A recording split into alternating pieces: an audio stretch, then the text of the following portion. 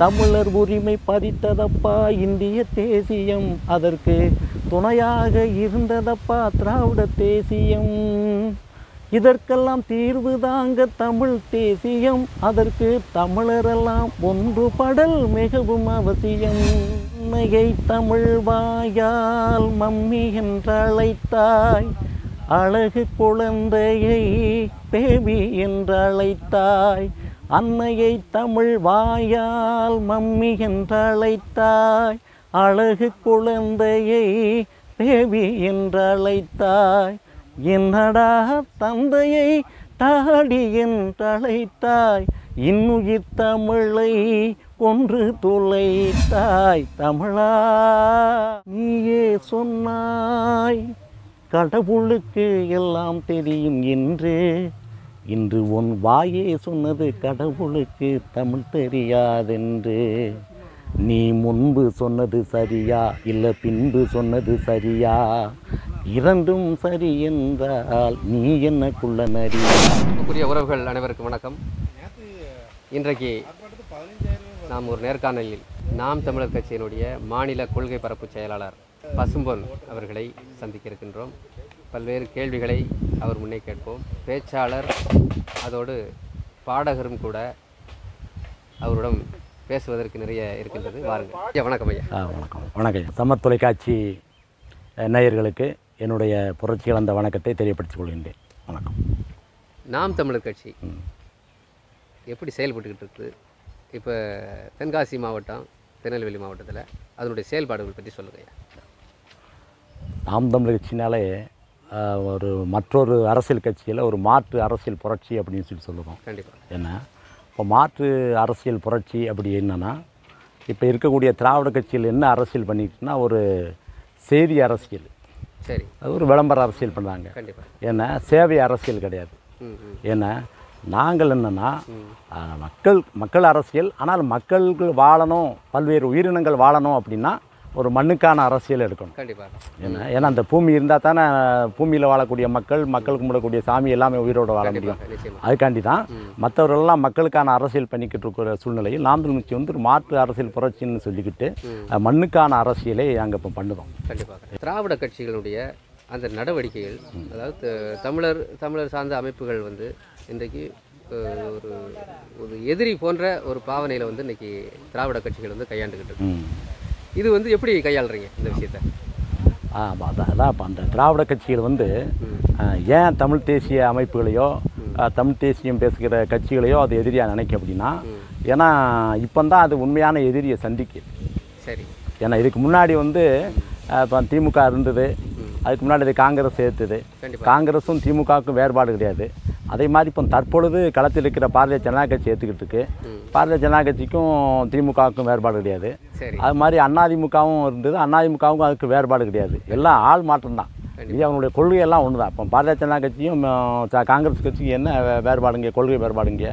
ஆளு தான். அங்கே மோடி, இங்கே சோனியா காந்தி.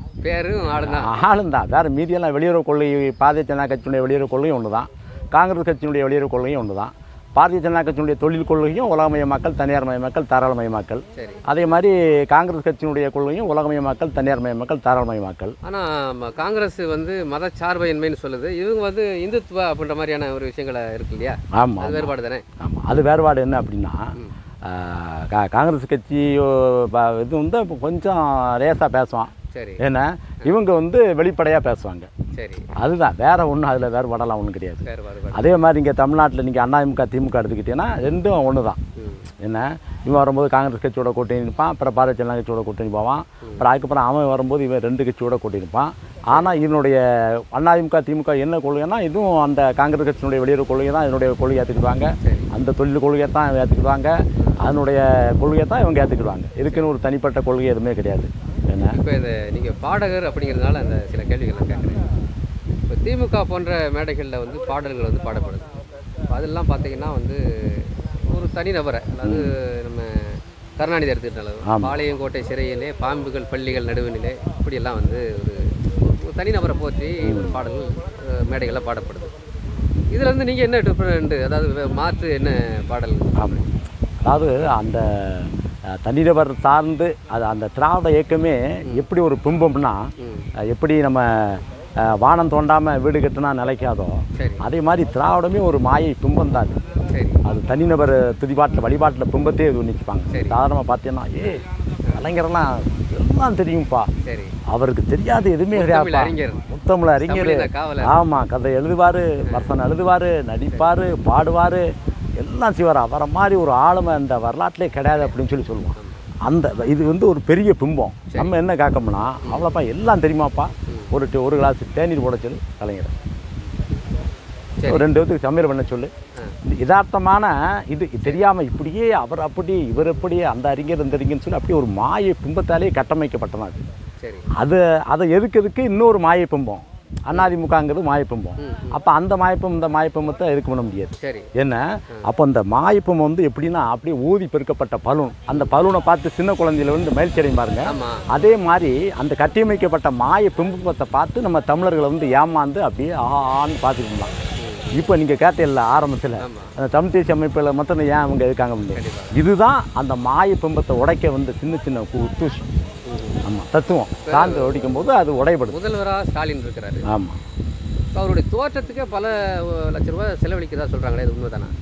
ஆமாம், அது திராவிட கட்சியினுடைய இது என்ன அப்படின்னாலே அவங்களுடைய தோற்றம், அவங்களுடைய அந்த தனிமனித வழிபாடு, அது மாதிரி அவங்களுடைய குடும்பத்தை அரசியலில் எப்படி கொண்டு வந்து இது பண்ணது, அதுக்கு எல்லாத்துக்குமே தான் இது பண்ணுவாங்க. என்ன அந்த அந்த எப்படி ஆரியத்தை குறை சொல்லி ஆரியம் அப்படியெல்லாம் இது பண்ணிச்சு வச்சுன்னு சொல்லி இவங்க சொன்னாங்கல்ல, ஆரியத்து மாதிரியே இவங்களும் இது பண்ணிடும். அங்கே சங்கர மடம் அப்படின்னா இங்கே அறிவாலயம் இது ஒரு மடம் மாதிரி. என்ன அதே மாதிரி சங்கர மடத்தில் குறிப்பிட்ட ஒரு சமூகத்தை சார்ந்தவங்க தான் அங்கே சங்கர மடத்தில் சாமியார முடியும். அதே மாதிரி இங்கே நீங்கள் அறிவாலயத்தில் வந்து அந்த குறிப்பிட்ட குடும்பத்திலேருந்து தான் தலைவராக முடியும். இப்போ ஸ்டாலின், உதயநிதி, ஆமாம், அதுக்கப்புறம் இன்பநிதி, அதுக்கப்புறம் கருணைநிதி, அதுக்கப்புறம் குன்பநிதி, இன்பநிதி, அப்படி நிதியாகவே தான் வந்துக்கிட்டு இருக்கோம். என்ன இது ஒரு காலத்தில் ஜமீன்தார்கள் ஆட்சி ஆண்டாங்களா குறுநில மன்னர்கள், அதே மாதிரி ஒரு குறுநில மன்னர்கள் தான். ஆனால் வந்து இதை ஏற்றுக்கிறாங்க இல்லையா? இப்போ நீங்கள் அந்த இந்த மாதிரியான ஒரு இதை வந்து இப்போவே வந்து ஸ்டாலினுடைய பேரனுக்கு வந்து பேனர் வைக்கக்கூடிய அளவுக்கு இன்றைக்கி மாறி போச்சு. அது விரும்புகிறாங்க இல்லையா? அது எப்படி நம்ம தவறுன்னு சொல்ல முடியும்? ஆமாம், அதான் இப்போ அந்த இதுன்னா அந்த அளவுக்கு எப்படி நம்ம இப்போ விவசாயத்தில் வந்து மரபணு மாற்றப்பட்ட கத்திரிக்காய், மரபணு மாற்றப்பட்ட கடுகு, மரபணு மாற்றப்பட்ட தக்காளி, மரபணு மாற்றப்பட்ட வெண்டங்காயன்னு சொல்லி காய்கறியில் மரபணு மாற்றி எல்லாம் இயற்கை விதைகளை அழிக்காங்களோ, அதே மாதிரி தமிழன மரபணு திராவிடங்கிற மரபணு மாற்றப்பட்டு என்ன அவனை கூடிய ஒரு காலத்தில் குடிச்சிட்டு ஒரு ஊரில் ஒரு தெருவில் இருந்துச்சுன்னா ஒருத்தன் குடிப்பான், அவன் கூட பயந்து இரவு நேரத்தில் வருவான். ஏன்னா அதே மாதிரி ஒரு காலத்தில் திருடனாக இருந்தால் கூட ஒரு ஊருக்கு ஒருத்தர் 2 பேர் இருப்பான். இப்போ ஒரு காலத்தில் அந்த காலத்தில் நம்ம சின்ன பிள்ளையாக இருக்கும்போது எதெல்லாம் இந்த சமூகத்தில் வெறுக்கப்பட்டதோ, எதெல்லாம் இந்த சமூகத்தில் ஒதுக்கப்பட்டதோ, அதுபோல் அன்றைக்கி சமூகத்தில் வந்து ஒரு உயர்மட்டம் இது மாதிரி ஆக்கிடுச்சு. அதுக்கு ஆக்கின காரணமே இந்த திராவிட சிந்தனை மரபு தான். அப்படி மரபணு மாற்றப்பட்டான் தமிழன். ஒரு பேட்டியில் கனிமொழிக்கிட்ட ஒரு செய்தியாளர் வந்து கேள்வி கேட்குறாங்க. அதாவது நீங்கள் வந்து எதிர்கட்சியாக இருக்கும்போது டாஸ்மாக்னால வந்து நிறைய விதவைகள் வந்து உருவாகியிருக்காங்க அப்படின்னு கேட்குறாங்க. அது அந்த கேள்வியே வந்து அவங்க வந்து உள்வாங்காத அளவுக்கு அந்த இடத்த விட்டே காலி பண்ணி போயிடுறாங்க.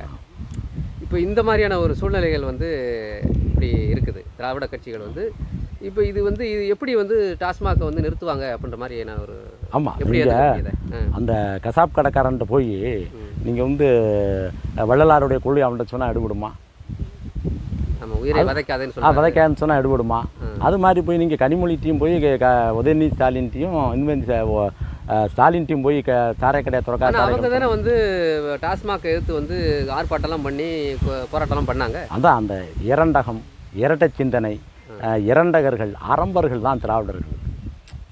அவங்க வந்து ரெண்டுமே ரெட்டை நாக்கு தான். வந்தால் கண்டிப்பாக டாஸ்மாகை இழுத்து மூடுவோம் அப்படின்னு வந்து கோரிக்கையை வச்சாங்க இல்லையா? அவங்க வந்து அந்த இதிலே தேர்தல் அறிக்கையிலே கொடுத்துருக்காங்க இல்லையா? அதுதானே கேட்குறாங்க. ஆமாம், அதுதான் இப்போ என்ன சொன்ன சட்டமன்றத்தில் என்ன அறிவிச்சார், இந்த மாதிரி பான்பராக்கு, புகையிலை போன்ற போதைப் பொருட்களை விற்பனை செய்பவர்கள், அதை மொத்தமாக விற்பனை செய்பவர்கள் அரசால் கண்டிக்கப்படும், அவர்கள் வைத்திருக்கிற சொத்துகள் அனைத்தும் பறிமுதல் செய்யப்படும் சொல்லி சட்டமன்றத்தில் ஐயா அறிவிக்கார் உதயநிதி ஸ்டாலின்.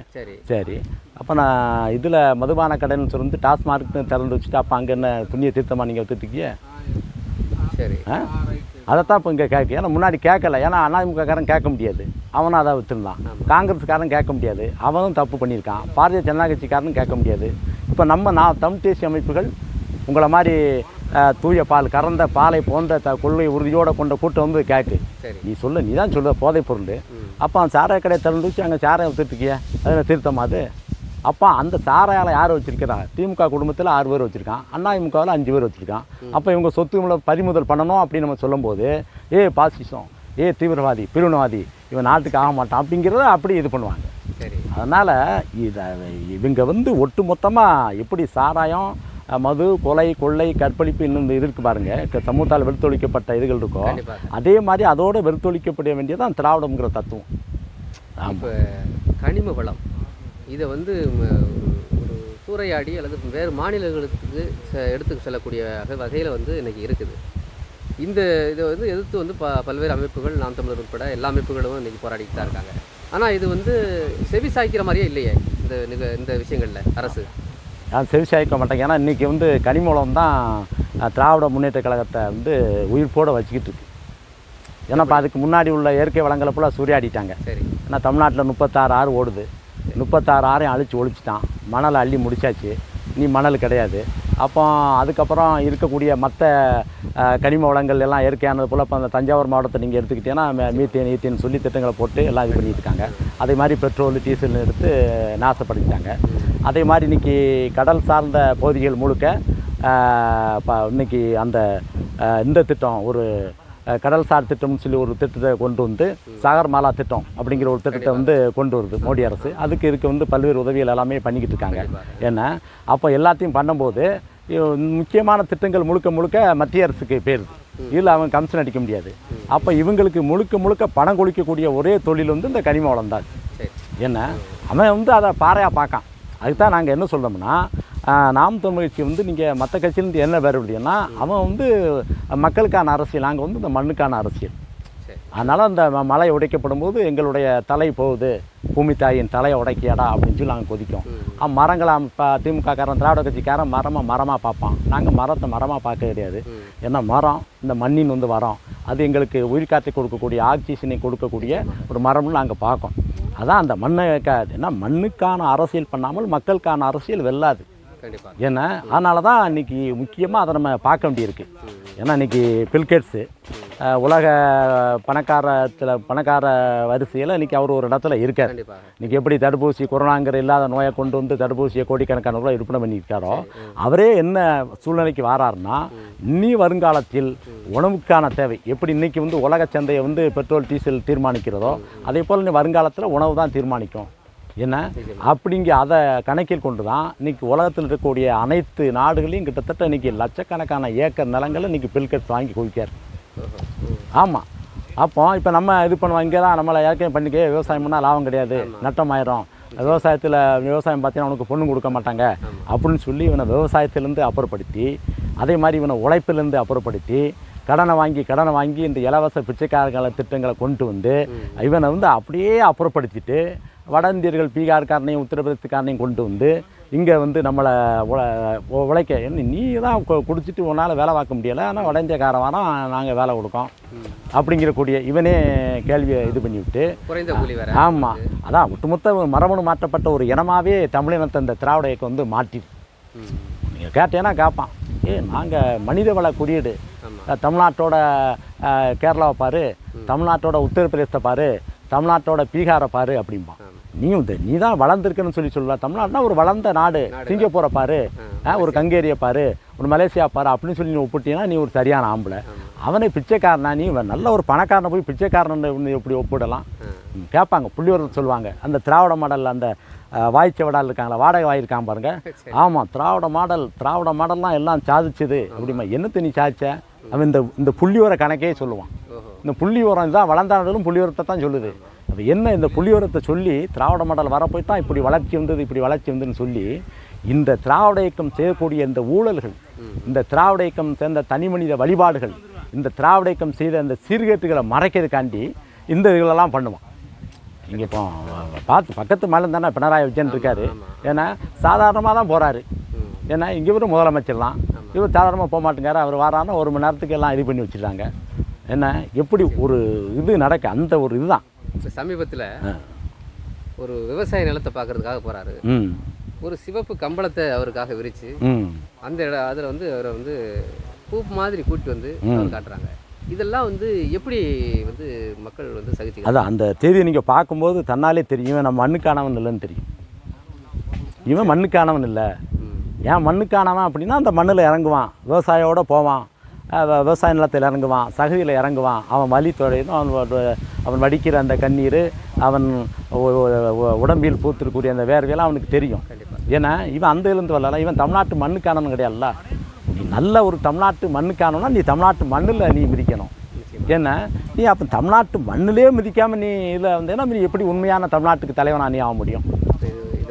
இது குறித்து பேசும்போது இப்போ பாண்டிய மன்னர்கள், நம்ம ஆண்ட முன்னோர்களான பாண்டிய மன்னர்கள், அவர்கள் விவசாயமே பார்த்துருக்குறாங்க. விவசாயம் பார்த்து அவங்க வந்து ஏர் ஓட்டியிருக்காங்க. இந்த மாதிரி நிகழ்வெல்லாம் நம்மளுக்கு வந்து முன்னாடி வருது. தமிழருடைய மரபு என்னன்னா, பெரியோரை போற்றுதலும் இளமே, சிறியோரை இகழ்தல் அதனிலும் இளமே அப்படி என்ன சங்க இலக்கியம் சொல்லுது. அதாவது நீ பெரியோரை போற்ற வேண்டாம், சிறியவர்களை நீ ரொம்ப இகழவும் வேண்டாம். இதான் அவனுடைய பண்பாடு. எப்பொருள் யார் யார் வாய் கேட்பினும் அப்பொருள் மெய்ப்பொருள் காண்பது அறிவு. என்ன எந்த பொருளாக இருந்தாலும் சரி, அதில் அந்த பொருள் அது அவரு கலைஞர் சொன்னது, ஜெயலலிதா சொன்னது, அவர் சொன்னது, அவன் பெரிய பணக்காரன் சொன்னால் சரியா இருக்கும் அப்படிலாம் கிடையாது. எந்த பொருளாக இருந்தாலும் உண்மை இருக்கான்னு பாரு. எப்பொருள் எத்தன்மைதாயினும் அப்பொருள் மெய்ப்பொருள் காண்பது அறிவு.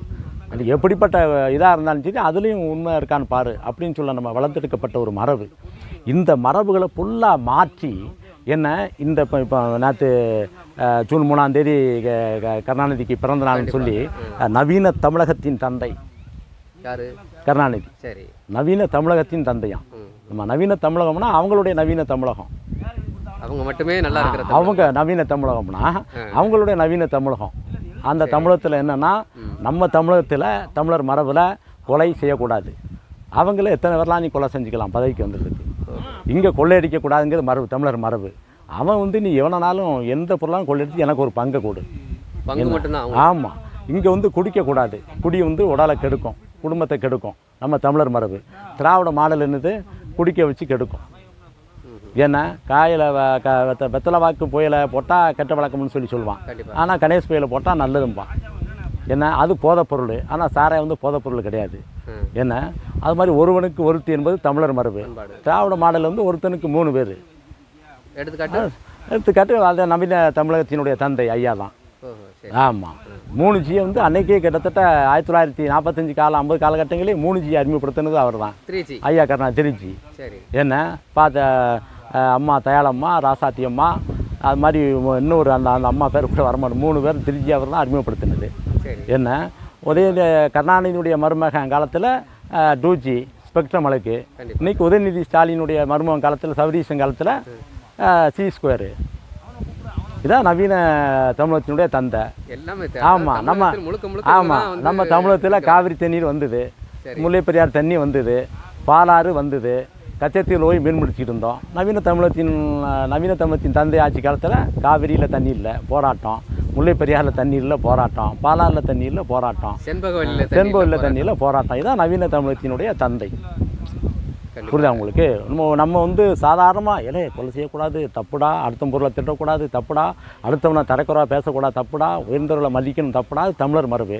என்ன இது நீ என்னாலும் பண்ணிக்கலாம், துட்டு மொத்தம் கிடச்சா போதும். இதுதான் திராவிடர் மரபு.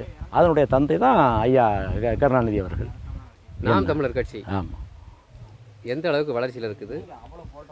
ஆட்சியை கைப்பற்றுமா? அதுவா, நம்ம ஆட்சியை கைப்பற்றுறதுக்கு முன்னாடி நம்ம என்ன பண்ணணும் அப்படின்னா, இந்த மரபணு மாற்றப்பட்ட தமிழர்களை என்ன விடிப்படைய வைப்பதற்காக கருத்துக்களை வந்து பரப்புரை பண்ணணும். விதைத்து கொண்டே இருக்கோம். என்ன விதைத்தால் விதைக்கும், முளைச்சால் மரம் இல்லை மண்ணுக்காண்டி உரம்.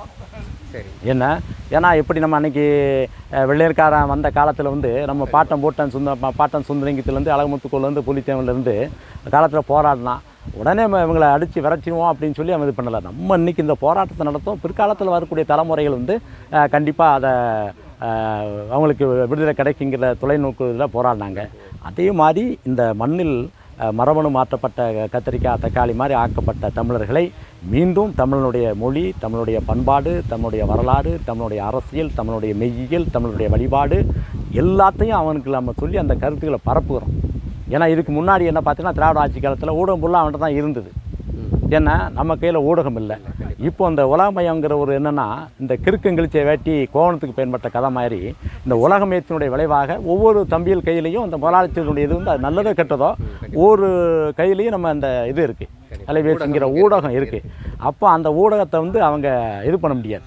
இதுக்கு முன்னாடி வந்து அவன் பாசு போட்டவன் தன் தொலைக்காட்சி, சியா தொலைக்காட்சி, அதே மாதிரி எல்லா தினத்தந்தி இருந்தாலும் தினகரனாக இருந்தாலும் பல்வேறு மக்கள் ஊடகங்களை ஃபுல்லாக அவன் காசு கொடுத்து விலைக்கு வாங்கி வச்சுருப்பான்.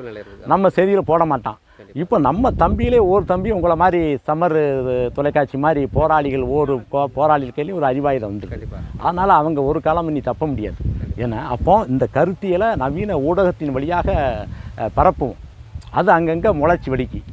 அதுதான் ஈழத்தில் 2009 முள்ளிவாய்க்காலில் 1.25 லட்சம் பேர் பலியானான். அப்போ இந்த இளமையை அழிஞ்சுவதோ ஒரு வழியே கிடையாதோ அப்படின்னு சொல்லி இருந்தது.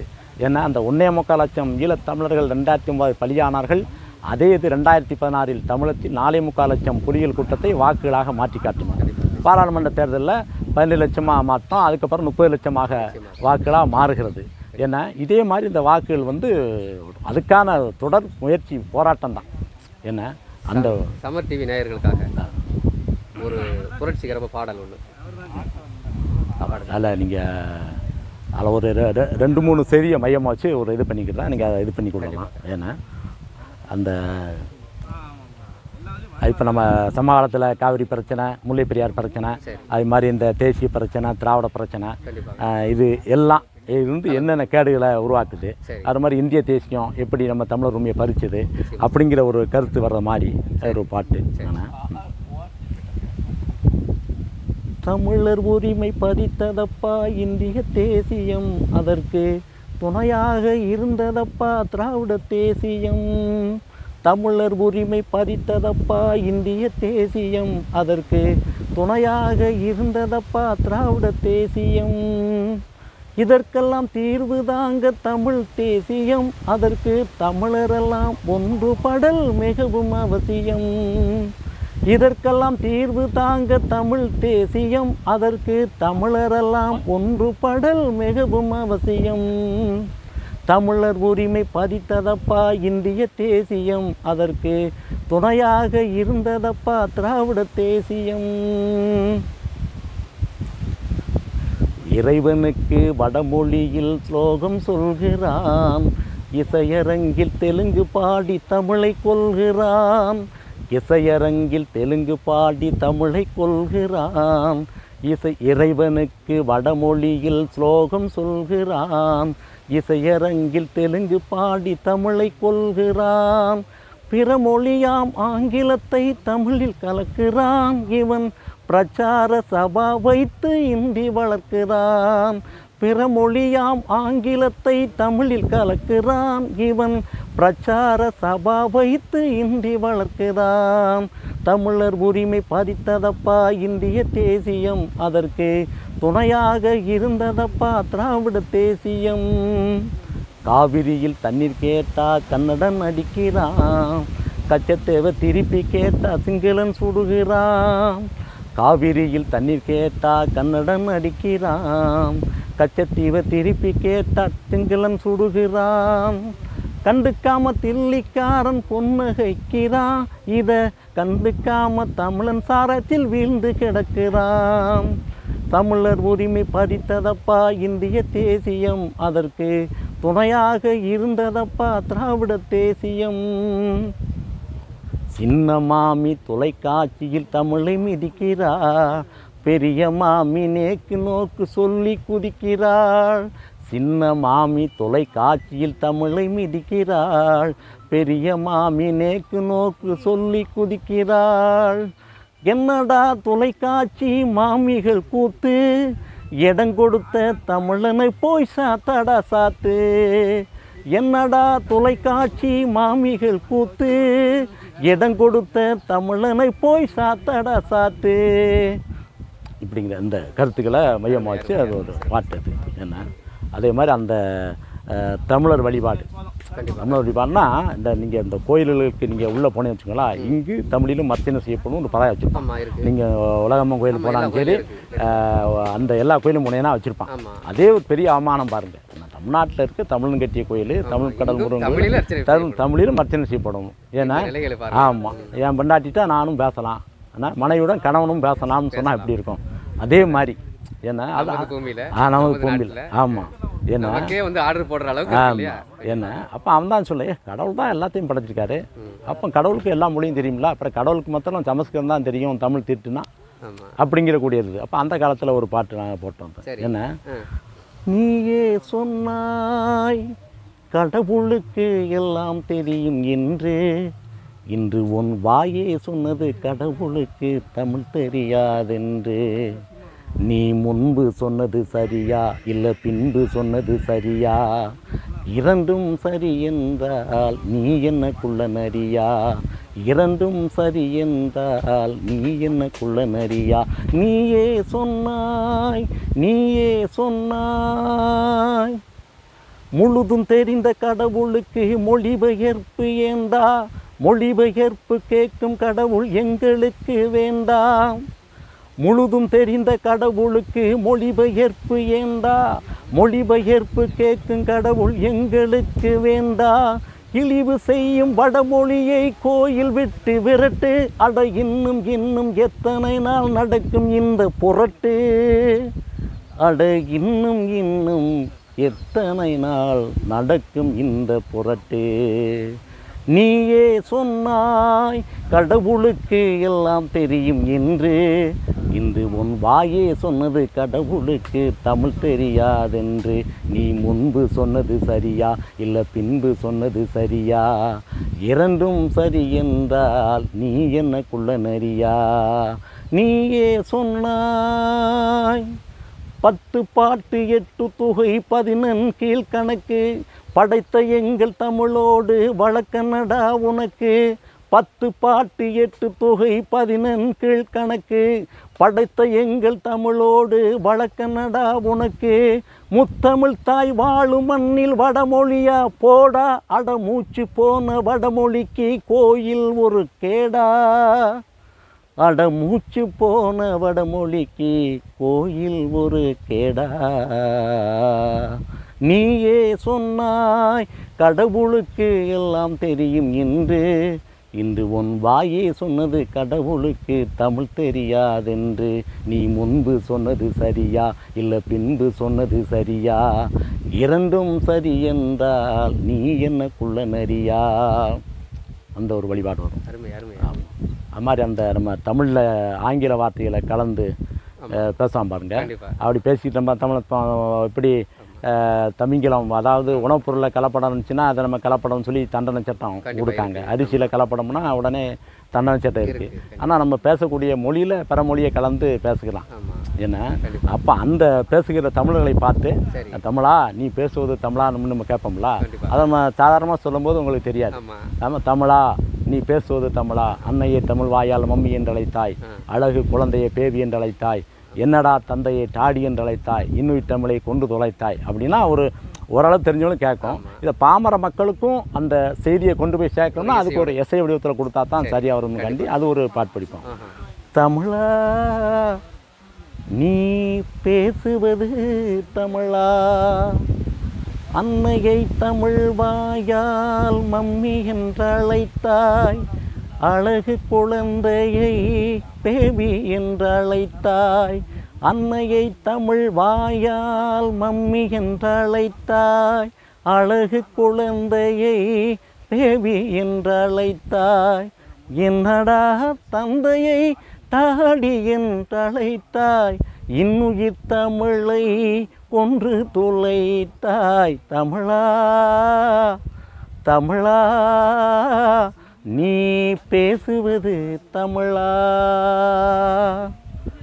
உறவை லவ்வென்றாய் உதவாத சேர்க்கை, ஓய்வென்றாய் மனைவியை பார்வோந்தன் போக்கை, உறவை லவ்வென்றாய் உதவாத சேர்க்கை, ஓய்வென்றாய் மனைவியை பார்வோந்தன் போக்கை, இரவை நைட்டென்றாய் விடியாதுன் வாழ்க்கை, இனிப்பை சுவிட்டென்றாய் அறுத்தறி நாக்கை, இனிப்பை சுவிட்டென்றாய் அறுத்தறி நாக்கை, தமிழா தமிழா நீ பேசுவது தமிழா அப்படின்னு வரும். இப்படி அந்த தமிழ் ஆங்கிலத்தையும் கலந்து பேச தமிழனை பார்த்து கேட்கும்போதே நமக்கே வந்து ஆமாம் அதான் இது ஆங்கிலம் கலந்தாலே நமக்கு அந்த பாட்டு எனக்கு ஞாபகம் வந்துடும். அந்த இது வந்துடும். கண்டிப்பாக. ஏன்னா அதே மாதிரி நல்ல ஒரு மானமுள்ள ஒரு தமிழ் பெண்ணு இருக்குது. அதுக்கு வீட்டில் மாப்பிள்ளை பார்க்காங்க. அதை பார்க்கும்போது அந்த பொண்ணு என்ன சொல்லுது அப்படின்னா, நம்ம தமிழ் தேசிய கருத்தியில் தத்துவத்தை உள்வாங்கின பொண்ணு என்ன பண்ணோம் அப்படின்னா, நம்ம பொதுவாக வீட்டில் நம்ம நல்லா மாப்பிள்ளப்பா நல்லா படிச்சிருக்காரு, மாப்பிள்ளை சிவப்பாக இருக்காரு, அரசு வேலை பார்க்காரு சொல்லுவாங்க, அதனால் உன்னை கட்டி கொடுக்க போகிறோன்னு சொல்லுவாங்க. அதுக்கு அந்த பொண்ணு வந்து என்ன சொல்லுது அப்படின்னா, அந்த பொண்ணு என்ன சொல்லும் அப்படிங்கிறத ஒரு பாட்டாக.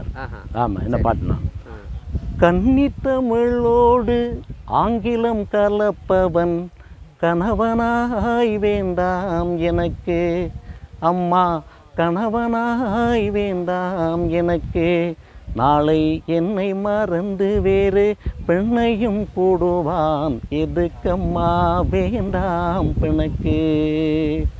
கன்னி தமிழோடு ஆங்கிலம் கலப்பவன் கணவனாய் வேண்டாம் எனக்கு, நாளை என்னை மறந்து வேறு பெண்ணையும் கூடுவான் எதுக்கம்மா வேண்டாம் பிணக்கு. என்றென்றும் என்றென்றும் தமிழ் பேசும் கணவனை எனக்காக நீ தேர்ந்தெடுப்பாய், என்றென்றும் என்றென்றும் தமிழ் பேசும் கணவனை எனக்காக நீ தேர்ந்தெடுப்பாய், கற்கண்டென்னும் தமிழினை கசப்பென்று நினைப்பவன் கையிலா நீ என்னை கொடுப்பாய், கற்கண்டென்னும் தமிழினை கசப்பென்று நினைப்பவன் கையிலா நீ என்னை கொடுப்பாய், கன்னி தமிழோடு ஆங்கிலம் கலப்பவன் கணவனாய் வேண்டாம் எனக்கு, அம்மா கணவனாய் வேண்டாம் எனக்கு, நாளை என்னை மறந்து வேறு பெண்ணையும் கூடுவான் எதுக்கம்மா வேண்டாம் பிணக்கு அப்படின்னு சொல்லி அந்த பிள்ளை. ஏன்னா அவன் அந்த ஒரு புருஷனாக இருந்தால் நல்ல தமிழில் பேசணும், நல்ல தமிழ் பண்பாடு இருக்கணும், அதுதான் எனக்கு கணவனாக வேணும். அது மாதிரி படிச்சிருக்கேன், அதில் சிவப்பாக இருக்கான், நல்லா ஆங்கிலம் பேசணும்னு வேண்டாம் அப்படின்னு ஒரு மானமுள்ள ஒரு தமிழ் பெண் எப்படி போயிடணும் அப்படிங்கிற அதை வலியுறுத்தி தமிழை வந்து எந்த அளவுக்கு வந்து நேசிக்கிறாங்க அந்த மாதிரி. ஏன்னா இந்த கருத்தியலை பாமர மக்களுக்கு புரியணும்னா அந்த மாதிரி எஸ்ஏ வடிவத்தில் சொல்லும்போது அவங்களுக்கு வந்து நம்ம டக்குன்னு புரியும். ஆமாம் ஆமாம், அதுதான் அந்த ஒரு இதுதான். அது மாதிரி நிறைய பாடல்கள் இருக்குது. ஏன்னா நீங்கள் அந்த எஸ்ஐனா எஸ்ஐயால் என்ன சாதிக்க முடியும் அப்படின்னா இந்த மாதிரி. ஏன்னா இதில் வந்து நம்ம தொலைக்காட்சியில் ஒளிபரப்ப மாட்டான், பெரிய வணிகமுள்ள தொலைக்காட்சியில் இந்த மாதிரி செய்திகளை இந்த மாதிரி பாடல்களை வந்து ஒளிபரப்ப மாட்டாங்க. ஆனால் இப்போ நம்ம இந்த மாதிரி உங்களை மாதிரி சமூக ஊடகங்கள், இந்த மண்ணை மக்களை நேசிக்கக்கூடிய உண்மையான ஊடகங்கள் வந்து இந்த மாதிரி இதுகளை கொண்டு போனால் நம்ம நிறையா இதுகளை கொண்டு போகலாம். அனைவருக்கும் வணக்கம். இவ்வளவு நேரம் நாம் கேட்ட கேள்விகளுக்கெல்லாம் பதிலளித்து பாடல், அதாவது மிகச்சிறந்த தமிழ் பாடல், புரட்சிகர பாடலை பாடி இன்றைக்கு அவருக்கு ஒரு சமர் தொலைக்காட்சி சார்பாக மிகப்பெரிய நன்றியை தெரிவித்துக் கொள்வோம். நன்றி. நன்றி, வணக்கம்.